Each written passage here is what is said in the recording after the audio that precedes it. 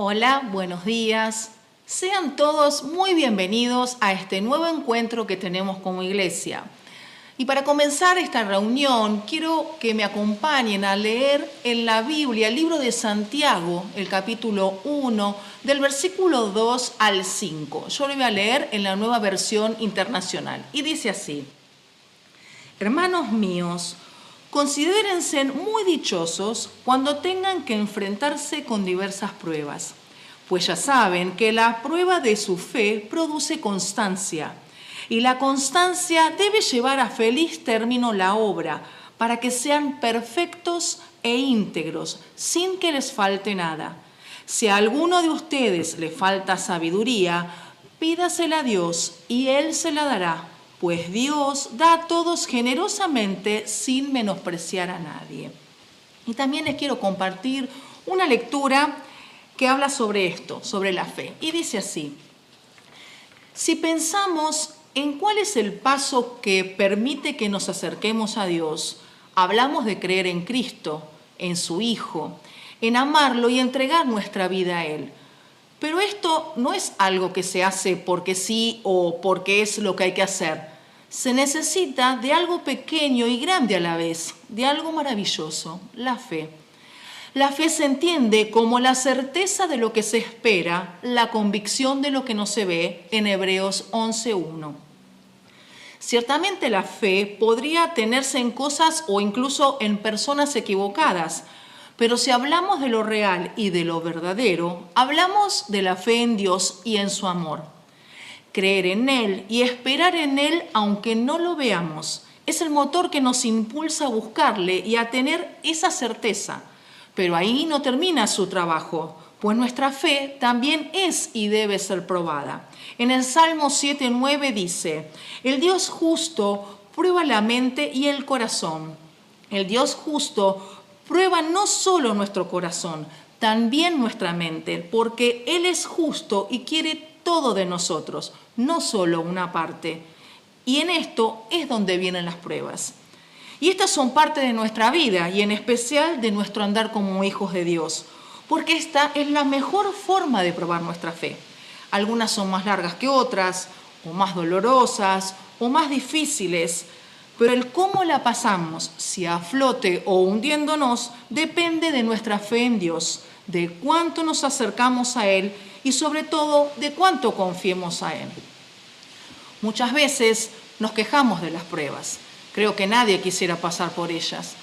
Pero estas son las que permiten que se desarrolle y manifieste nuestro carácter, porque Dios es justo y, como dice el Salmo, Él no prueba solamente, también el corazón. Y pasa mucho que queremos creerle y confiar con todo nuestro corazón, pero nuestra razón no nos deja y seguimos metiendo mano a lo que Él está haciendo como si necesitara nuestra ayuda. La clave, diría, es, en vez de esforzarnos más, confiemos más. Qué lindo tener una fe a prueba de fuego como la tuvo Ananías, de leones como Daniel, a prueba de gigantes como David, a prueba de agua como Pedro, a prueba de muros y ejércitos como Josué, de tempestades y dolor como Job, a prueba de todo. Y lo mejor es que es posible, siempre convencidos de esto, aunque no lo vemos, porque sabemos que su bendición viene y vendrá siempre. En los momentos alegres de tu vida, Él estará en primera fila gozándote de verte feliz. En las pruebas resistirás y Él te sostendrá. Así de cierto, así de hermoso, en todo tiempo. ¿Cómo están los cimientos de tu vida? ¿Cómo está tu fe? ¿Querés una fe a prueba de todo? Trabajá en esto hoy. Acércate a Dios todos los días, en todo tiempo, y construye con Él una fe a prueba de todo. Vamos a orar pidiendo la bendición de Dios sobre este tema. Padre nuestro que estás en los cielos, te damos muchas gracias, Señor, por permitirnos, Señor, abrir tu palabra y poder leer, Señor.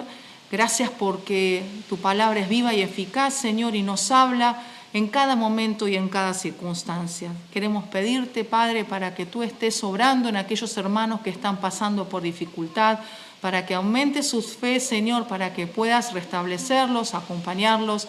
Y, Señor, te pedimos que nos ayudes a vivir tomados de tu mano, a caminar cada día más cerca de ti, Padre.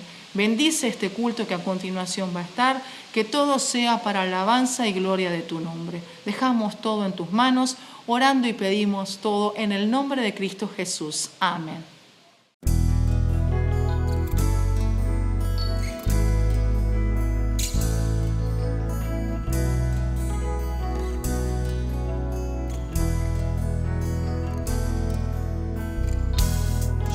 Tengo un creador, Él me formó y desde la eternidad mi vida redimió. Él me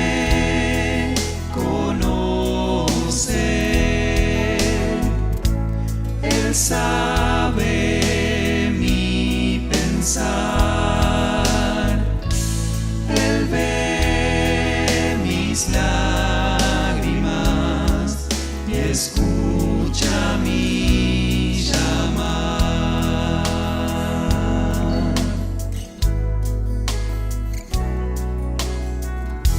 Yo tengo un Padre y suyo soy. No importa dónde esté, a su lado voy. Él me conoce, Él sabe mi pensar, Él ve mis lágrimas y escucha mi llamar. Él me conoce, Él sabe mi pensar, Él ve mis lágrimas y escucha mi llamar.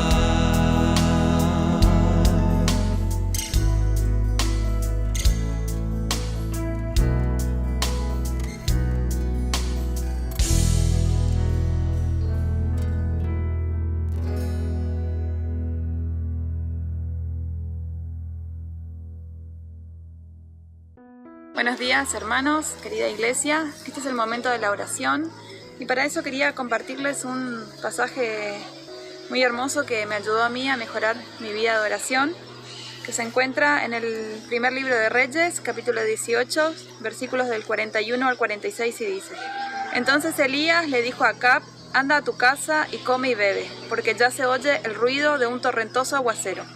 Acab se fue a comer y beber, pero Elías subió a la cumbre del Carmelo, se inclinó hasta el suelo y puso el rostro entre las rodillas. Ve y mira hacia el mar, le ordenó a su criado. El criado fue y miró y dijo: no se ve nada. 7 veces le ordenó Elías que fuera a ver, y la 7ª vez el criado le informó: desde el mar viene subiendo una nube, es tan pequeña como una mano. Entonces Elías le ordenó: ve y dile a Acab: engancha el carro y vete antes de que la lluvia te detenga. Las nubes fueron oscureciendo el cielo, luego se levantó el viento y se desató una fuerte lluvia, pero Acab se fue en su carro hacia Jezreel. Entonces el poder del Señor vino sobre Elías, quien, ajustándose el manto con el cinturón, echó a correr y llegó a Jezreel antes que Acab. Este pasaje me ayudó a resolver una pregunta que siempre me hacía, de pensar de que mis oraciones o las oraciones de los cristianos no podían cambiar el curso de algunas cosas, justamente pensando en la soberanía de Dios. Pero pude entender que así como Dios nos provee de todas las cosas para vivir, como comida, alimento, también nos da un trabajo donde tenemos que levantarnos todos los días e ir a trabajar para conseguir el dinero para poder pagar esas cosas. Así trabaja Dios con nosotros a través de nuestras oraciones. Él eligió en su soberanía ese medio para poder tratar con nosotros. Es así como Elías tenía fe en que Dios contestaría sus oraciones, y como en este caso de la lectura de que había orado para que no lloviera y no llovió, oró para que lloviera y llovió. Y lo interesante es que cuando leía lo de Elías decía sí, pero es Elías, era el profeta Elías por ahí, pensando que era una persona distinta o casi divina y por eso recibía la respuesta a sus oraciones. Pero Dios nos dice en su palabra, en el libro de Santiago, en el capítulo 5, versículo 17, que Elías era una persona tan humana como nosotros, tenía debilidades como nosotros, pero su fe era inquebrantable, su fe era la que logró que esa comunicación con el Señor tuviera respuestas. Y esa es la invitación que quiero hacerles el día de hoy, para que podamos desarrollar una vida de oración en calidad, conociendo a nuestro Creador a través de la lectura de la palabra, a través de la oración y buscar una intimidad con Él. Por eso, Iglesia, quiero invitarles a que podamos orar en este momento.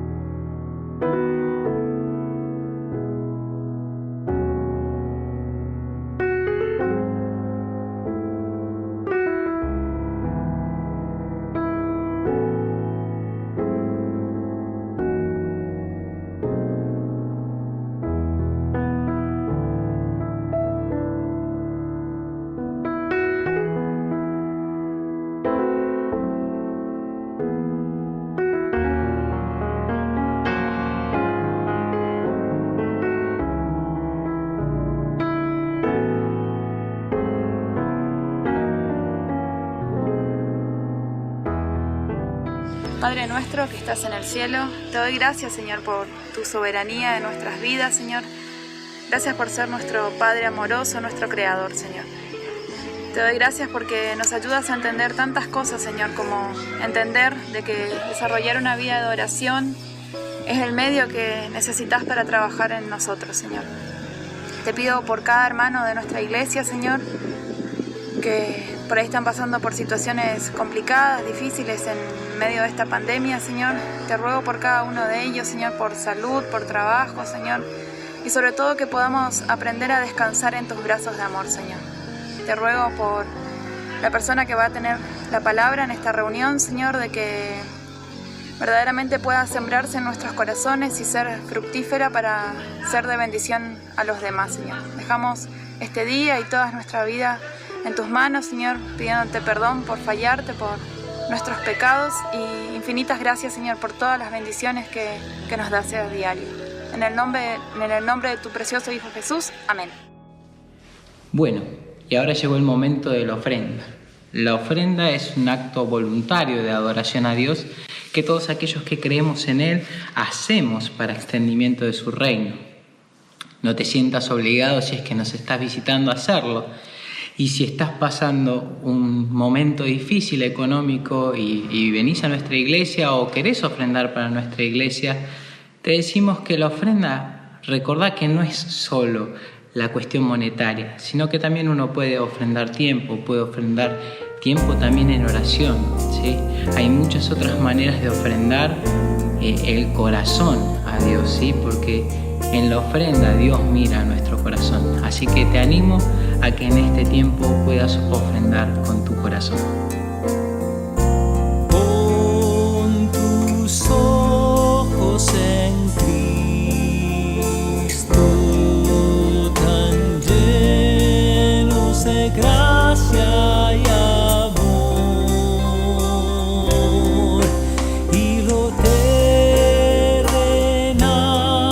sin valor será a la luz del glorioso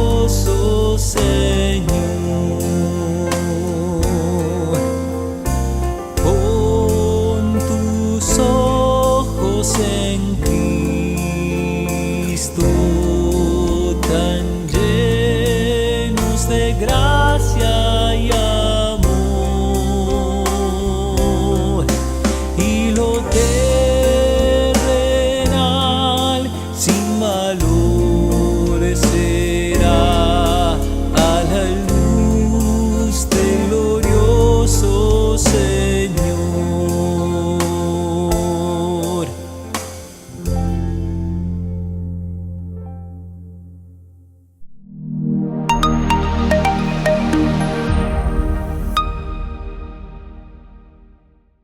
Muy buenos días, o buenas tardes, o buenas noches, según la hora que estén mirando esta grabación. Gracias por estar ahí, gracias por compartir con nosotros este tiempo. Y bueno, estamos empezando a ver el libro de Santiago. Si vamos un poco a la historia de lo que es el Nuevo Testamento, vamos a encontrar que Santiago era uno de los hermanos de Jesús. Después, cuando leemos los evangelios, y especialmente el Evangelio de Marcos, vamos a encontrar algunas situaciones en que cuando Jesús empezó su ministerio, muchos no creían en él. Muchos creyeron de un principio, otros dudaban, pero otros no creían. Y uno de los problemas que tenía era la familia, porque cuando Jesús empezó a hacer su ministerio y empezó a trabajar y a hacer sanidades y a producir hacer todas las cosas que él hacía con la gente, que les ayudaba, los sanaba, les enseñaba las cosas acerca del reino, la familia estaba muy preocupada, creía que le pasaba algo que no era correcto. Entonces hay una ocasión en que dice el evangelista Marcos que la familia fue y lo querían prender, o sea, lo querían agarrar por la fuerza y llevárselo a su casa para que no siga haciendo tal vez ese escándalo y todo lo que estaba pasando en la sociedad, porque la sociedad estaba completamente alborotada. Y después en otra ocasión fueron por las buenas también. Entonces cuando él estaba en una parte enseñando a las personas, vino alguien y le dijo: tu madre y tus hermanos te buscan y quieren hablar con vos. Y entonces Jesús respondió, dijo: todo el que cumple la palabra de Dios son mis hermanos, mis hermanas y mi madre. Y entre ellos estaba Santiago, pero Santiago no creía en Jesús hasta esa época. Después, más adelante, vemos que él escribió esta epístola universal, que era la epístola que estaba escrita para los judíos dispersos. Sabemos la historia del pueblo de Israel, que fue bastante compleja, que hubo una división del reino del norte, del reino del sur, y que hubo en muchas ocasiones cuando ellos fueron perseguidos y fueron dispersados por muchas naciones.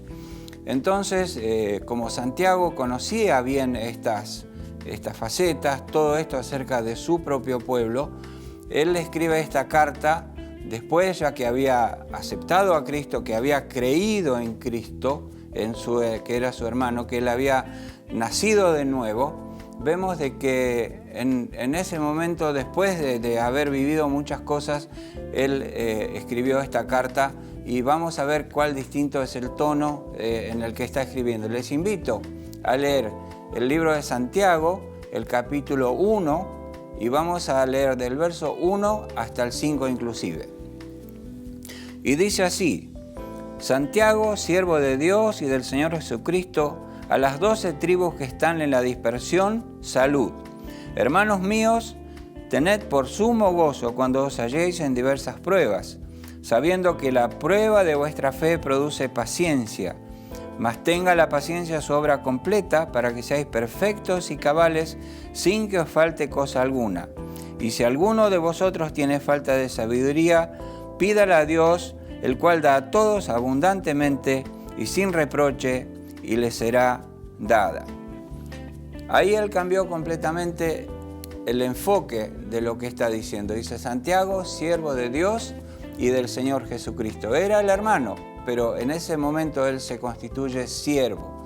Y él escribe esta carta a las personas que estaban en distintos lugares, que habían abandonado sus casas, que habían dejado sus posesiones, su vida, porque estaban perseguidos.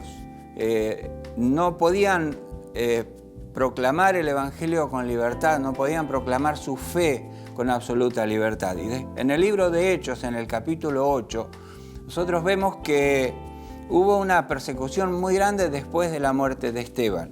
El primer mártir de la iglesia fue Esteban. Fue un discípulo de Jesús, un hombre fiel hasta la muerte. Y después de eso dice en la Biblia de que hubo una persecución muy grande y la gente tuvo que dispersarse. Y si nosotros analizamos un poquito la historia, vemos de que las familias en esa época vivían en un sistema prácticamente autónomo. Ellos producían sus alimentos, tenían sus animales, tenían sus sembrados, tenían sus árboles frutales. Y ellos, como todavía tal vez hay en algunas partes del mundo, que las personas lo que hacen es, en época de cosecha almacenan y después durante la época que no hay producción de frutas o de cereales o de otras cosas, tienen para el sustento diario. Si nosotros vemos y decimos que fueron dispersados, vemos de que esas personas tuvieron que dejar todo eso. Tenían los animales para su sustento, la leche de cabra, y tenían también seguramente otras cosas, tenían frutos guardados. Ellos tuvieron que dejar todo eso y salir a la deriva, seguramente sin saber a dónde iban, tratando de salvar sus vidas. Así que si nosotros hablamos de estas personas, tenemos que hacerlo con algún conocimiento de esto y sabiendo de que su situación era muy compleja. Yo creo que estas personas tenían una incertidumbre muy grande, pero por otro lado también tenían una confianza en Dios muy grande, tal vez mucho más de la que estamos nosotros. Porque uno, como se dice ahora, se usa mucho esta frase, en la zona de confort. Y estamos viviendo en una zona de confort, muchas veces tenemos todo muy planificado, decimos, bueno, si tengo trabajo y si no tengo trabajo uso la tarjeta y si no le pido a alguien, pero cuando la situación es generalizada, se hace bastante más difícil. Entonces uno, si ve la fe de estas personas que estaban viviendo en esa época a las que le escribe Esteban las cartas, vemos de que realmente son personas de una fe muy grande y digna de imitar. Y después entonces le escribe estas cartas y le dice, hermanos míos, tened por sumo gozo cuando os halléis en diversas pruebas. Las pruebas en ese momento eran la persecución, la no libertad de predicar el Evangelio, pero en esta época cada uno tiene distintas pruebas de la fe que tenemos nosotros, porque un día cada uno de nosotros, los que somos cristianos, depositamos nuestra fe en el Señor Jesucristo.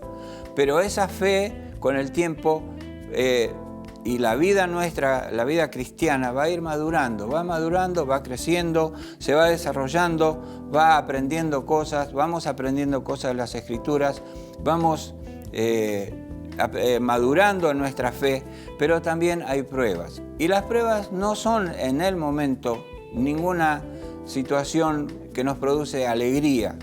Seguramente podemos estar tristes, podemos llorar, podemos tener desánimo, pero sin embargo la palabra de Dios dice que tenemos que tener esa satisfacción interior de saber que la prueba de nuestra fe produce paciencia. Y en otro pasaje en el Romanos, el capítulo 5, también nos habla de que la tribulación produce paciencia y la paciencia aprobación y la aprobación esperanza. Y la esperanza, dice, no avergüenza porque el amor de Dios fue derramado en nuestros corazones por el Espíritu Santo que nos fue dado. Así que nosotros si vemos acá esta frase que escribe Santiago, vemos de que es un ánimo para las personas que estaban en distintas pruebas, en distintas dificultades. Seguramente conocían las zonas cercanas, pero si tenían que ir caminando y buscando un lugar donde pasar la noche o conseguir algo de alimento o tomar un poco de agua para refrescarse, porque la situación era esa.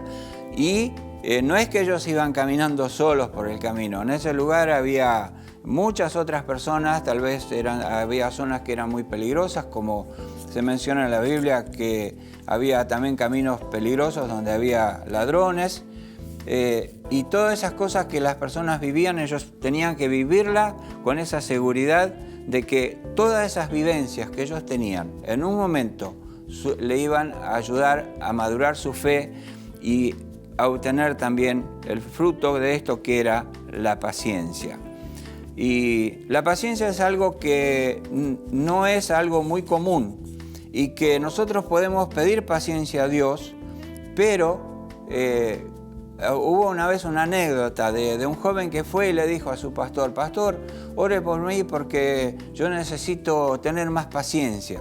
Y bueno, el pastor accedió, se pusieron a orar y el pastor oraba y le decía: Señor, mándale pruebas, mándale dificultades, mándale cosas que le hagan sacudir su vida. Y el joven lo toca en el hombro y dice: no, pastor, yo no le pedí eso. Y bueno, pero es la única manera de que obtengas la paciencia y que tu vida también sea una vida firme, una vida templada como Dios realmente quiere. Así que sabemos de que la paciencia se logra con el tiempo y en este momento inclusive el medio en que vivimos y la manera que vivimos no ayuda a desarrollar la paciencia. Porque todas las cosas son rápidas, inclusive cuando tenemos algún aparato electrónico, puede ser una computadora o un celular, que es un poquito lento para abrir alguna aplicación o un programa y tarda 3-4 segundos, ya, qué lento que es esta máquina, decimos, ¿no? Voy a tener que comprar una nueva porque la verdad que tarda demasiado para abrir. Y eso nos ayuda a nosotros a que todo sea muy rápido, todo tiene que ser coordinado. Salimos a esperar el colectivo y tiene que venir ya, y así como eso todas las cosas, y no nos ayudan a desarrollar la paciencia.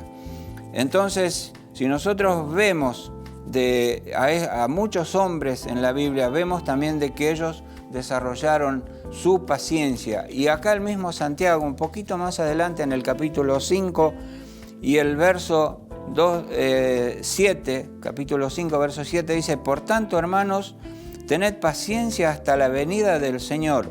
Mirad cómo el labrador espera el precioso fruto de la tierra, aguardando con paciencia hasta que reciba la lluvia temprana y la tardía. Tened también vosotros paciencia y afirmad vuestros corazones porque la venida del Señor se acerca. Hermanos, no os quejéis unos contra otros para que no seáis condenados. He aquí el juez está delante de la puerta. Hermanos míos, tomad como ejemplo la aflicción y paciencia de los profetas que hablaron en el nombre del Señor. Y aquí tenemos por bienaventurados a los que sufren. Habéis oído de la paciencia de Job y habéis visto el fin del Señor, que el Señor es muy misericordioso y compasivo.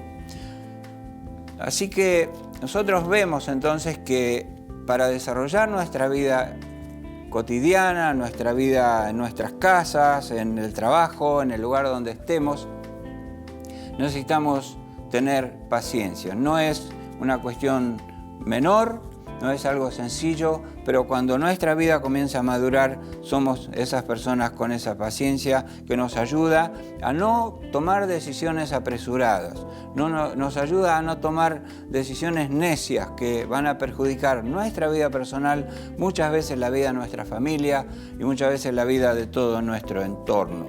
Así que acá dice: para que la paciencia tenga su obra completa, para que seáis perfectos y cabales sin que os falte cosa alguna. Quiere decir que hay un crecimiento en la vida cristiana y ese crecimiento lo prepara Dios, lo prepara Él mismo. Él nos va preparando el camino, no nos pasan las cosas por casualidad. Él nos prepara para que nosotros vayamos madurando, desarrollándonos, y cuando a veces tenemos alguna experiencia que nos pone tristes o alguna experiencia que nos cuesta, que nos pone muchos interrogantes en nuestra vida, sepamos que esa experiencia nos ayuda para que podamos después, más adelante, estar preparados para afrontar la siguiente. Siempre Dios tiene preparadas las cosas para que nosotros podamos ir creciendo y desarrollándonos. Las pruebas en la vida desarman a veces la estructura de nuestra vida. Sacan de delante de nosotros en las cuales depositamos nuestra confianza. La fortaleza nuestra se desvanece, los recursos se disipan, los argumentos resultan inútiles. Y alguien dijo que bajar de una montaña es más difícil que subir. y eso es verdad. Por lo cual, al estar sin lo que pusimos nuestra confianza, tenemos que también, al no tener a dónde ver y a dónde recurrir, es cuando buscamos y decimos, Señor, ¿qué hago en esta situación? Y acá en el versículo 5 dice, si alguno de vosotros tiene falta de sabiduría, pídala a Dios, el cual da a todos abundantemente y sin reproche, y le será dada. ¿A quién pedir sabiduría? A Dios. ¿Saben por qué lo recalco esto? Porque en el mundo hay muchas personas que buscan sabiduría en otras fuentes. Fuentes que no son Dios. Fuentes que son otras cosas y que no le van a dar una solución y una salida como tiene que ser para que sea su vida corregida y que pueda superar esas pruebas. Hay muchas otras fuentes, no las quiero mencionar, pero ustedes pueden buscarla que no sea fuente de Dios, puede ser hasta una persona, pero que no sea una persona sabia y que no le aconseje correctamente. Porque las pruebas de la vida a nosotros nos hacen ser las personas, como dice acá también más adelante, que la sabiduría que viene de lo alto es primeramente pura. En el versículo 3:17 dice, pero la sabiduría que es de lo alto es primeramente pura, después pacífica, amable, benigna, llena de misericordia y de buenos frutos, sin incertidumbre ni hipocresía. Y el fruto de justicia se siembra en paz para aquellos que hacen la paz. Quiere decir que cuando nosotros recibimos la sabiduría de Dios, nuestra vida es una vida de mansedumbre, es una vida de paz, porque en la justicia se encuentra la verdadera paz. Así que a través de la historia tenemos muchísimos ejemplos. Y tal vez a nuestro alrededor, personas que conocemos, personas que compartimos distintas situaciones en la vida, pueden mostrarnos que realmente la sabiduría que viene de lo alto es una sabiduría perfecta. Y alguien dijo que ser sabios es resolver los problemas como Dios los resolvería. Lo repito, ser sabios es resolver los problemas como Dios los resolvería. Así que tenemos a dónde recurrir. Sabemos de que la salvación que Dios nos da es gratuita, pero después, cuando comenzamos a caminar la vida cristiana, hay cosas que tenemos que trabajar nosotros. Tenemos que poner voluntad, tenemos que poner empeño, tenemos que dedicar tiempo, esfuerzo para... No es que eso nos va a dar la salvación, sino que son lo que nos va a ayudar a nosotros a permanecer fieles, a crecer y a ser maduros en las cosas de Dios y preparados para toda buena obra, la cual Dios preparó para que nosotros anduviésemos en ellas, como dice también en otra parte de la Biblia. Hay mucho para decir de esto, hay mucho para hablar acerca de las situaciones, pero si alguien está pasando por una prueba, sepa y busque la sabiduría que está en Dios y sepa que esa prueba es para que nosotros podamos ser fortalecidos en nuestra fe, que podamos realmente madurar, crecer y ser preparados para todas las circunstancias que se nos presenten en la vida. Que el Señor realmente nos ayude, nos dé entendimiento, nos dé la fuerza para poder vivir la vida cristiana de una manera sabia, como dice acá también su palabra. No sabemos qué nos espera, no sabemos qué nos espera en forma personal, no sabemos qué nos espera en el próximo minuto, en el próximo día como familia, como iglesia, como sociedad, qué le espera al mundo. Hay muchísimos cambios que llaman la atención, muchísimos cambios que están pasando y hay muchos que salen a dar soluciones, pero solamente la verdadera solución y la verdadera confianza y la roca firme que podemos confiar es en la palabra y es en el poder de Dios y es en el Señor Jesucristo, que es el centro de todo. Es el centro del universo, es el centro de la palabra de Dios y es el que nos dio y ganó la salvación para que nuestros pecados puedan ser perdonados y que podamos tener esta vida eterna. Dediquemos tiempo, busquemos en Dios lo que nuestra vida necesita. Y acá, como dice, y será dado abundantemente y sin reproche, y le será dada esa sabiduría. Que el Señor nos ayude, nos bendiga y podamos vivir conforme a la palabra de Dios. Oramos brevemente y terminamos. Padre nuestro que estás en los cielos, te damos muchas gracias por este día, por esta nueva oportunidad que podemos estar alrededor de tu palabra. Te pedimos, Señor, que nos ayudes a que podamos indagar en ella cada día, que podamos entenderla a través de tu Espíritu Santo, que podamos vivirla, que podamos ser sabios en enfrentar cada día, que podamos cada mañana que nos levantamos buscar tu voluntad y buscar la sabiduría que está en ti solamente para poder entender y poder vivir las cosas que nos depara cada día. Bendecí, Señor, nuestras vidas personales, bendecí la vida de nuestras familias, la vida de la iglesia, bendecí a nuestra nación, a los gobernantes. Dale sabiduría, Señor, para que ellos puedan guiarnos, para que podamos vivir con tranquilidad, como dice también en tu palabra. Gracias, Señor, por todas las bendiciones que nos das cada día. En el nombre de Jesús te pedimos y te agradecemos todo esto. Amén.